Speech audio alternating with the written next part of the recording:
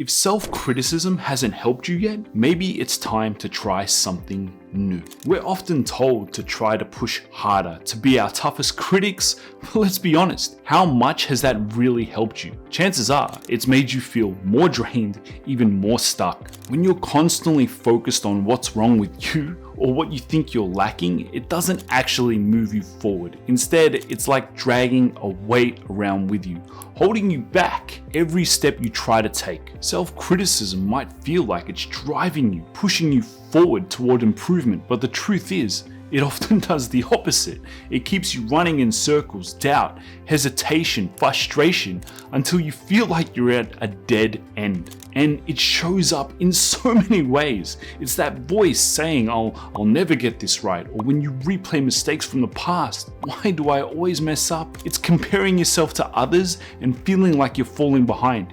If any of this sounds familiar, you're not alone. Here's the thing, there's a better way. What if instead of focusing on everything you're not, you started focusing on how you can support yourself? What if instead of breaking yourself down, you could lift yourself up with kindness? Self-kindness isn't about letting yourself off the hook or lowering your standards. It's about approaching yourself the way you'd approach a friend, offering encouragement and patience instead of harsh criticism. And here's what's really fascinating. Studies show that people who practice self-compassion are actually more resilient in the face of setbacks. So self-kindness isn't just a feel-good idea, it's a proven way to help you bounce back, move forward, and handle life's challenges. Let's get one thing clear. Self-love is not selfish. It's not about ignoring your responsibilities or making life all about you. It's about creating a solid foundation for yourself so that you can show up for others in a more meaningful way. Think about what they tell you on a plane. Put your own oxygen mask on first before helping others. Why? Because if you're not breathing, you can't help anyone else. And the same goes for self-love.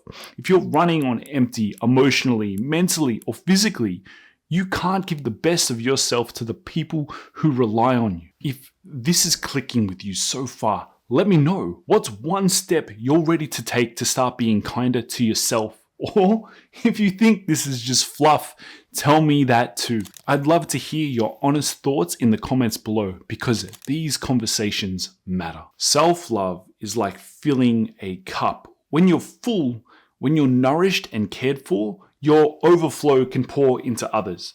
But if you're running on empty, there's nothing to give. And that's where burnout, frustration, and resentment creep in. Taking care of yourself doesn't take away from others.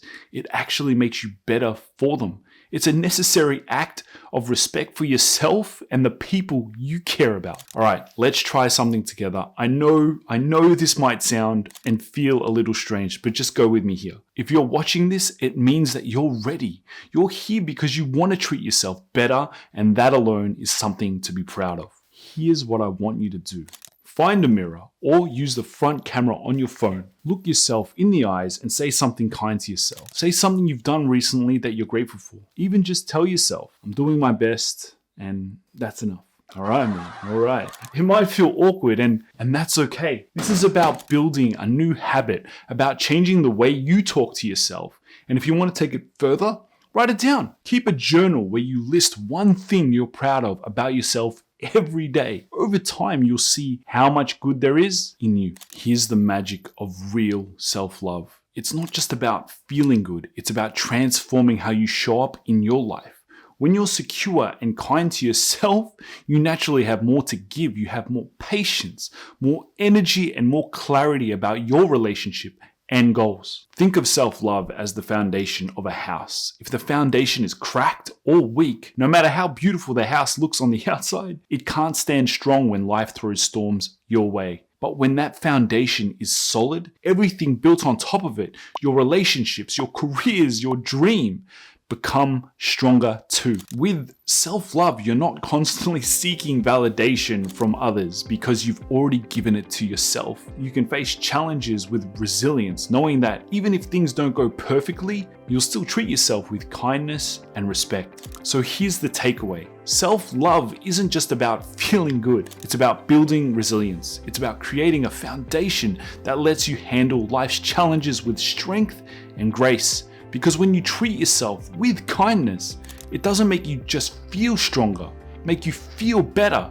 It makes you stronger. If this message resonates with you, give this video a like. It helps me know that this is something we need to keep talking about.